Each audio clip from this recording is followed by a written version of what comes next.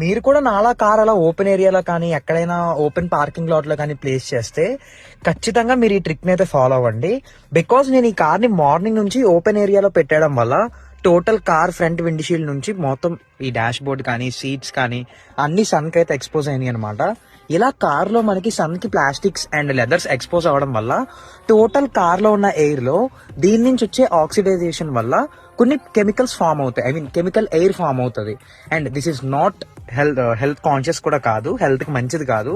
అందుకనే first of all car ని ignition చేసుకోండి. ఇగ్నిషన్ చేసుకోగానే ఫ్రంట్ రెండు విండోస్ ని దింపేసుకోండి. సో బోత్ సైడ్ విండోస్ ని దింపేసుకున్నాక ఇక్కడ ఏసీ బటన్ లో ఏసీ ఆఫ్ చేసేసి ఫ్యాన్ ని ఫుల్ గా ఆన్ చేసుకోండి. ఇలా ఆన్ చేసినప్పుడు ఈ ఫ్యాన్ ఫ్లో కి లోపల ఉన్న ఎయిర్ లో హాఫ్ ఆఫ్ ది ఎయిర్ ఈ రెండు మిర్రర్స్ నుంచి బయటకి ఎగ్జిట్ అయిపోతుంది అనమాట. ఇలా ఎగ్జిట్ అయిపోవడం వల్ల కార్ లో ఏదైతే ఈ టోటల్ కెమికల్ గ్యాసెస్ ఉంటాయో ఇవన్నీ పోతాయి.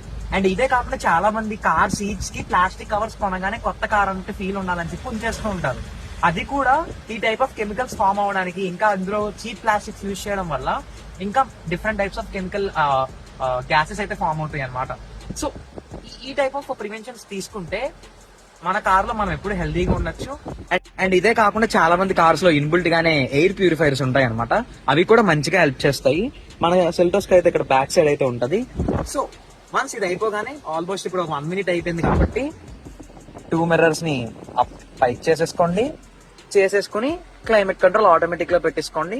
ఏసీ ఆటోమేటిక్ గా ఆన్ అయిపోతుంది అనమాట. నెక్స్ట్ టైం నుంచి ఓపెన్ పార్కింగ్ ప్లేసెస్ లో ఉన్నప్పుడు ఖచ్చితంగా ఈ ట్రిక్ ఫాలో అవుతారు అనుకుంటున్నాను. అండ్ మరిన్ని టిప్స్ కోసం మన ఛానల్ అయితే ఫాలో అయిపోండి.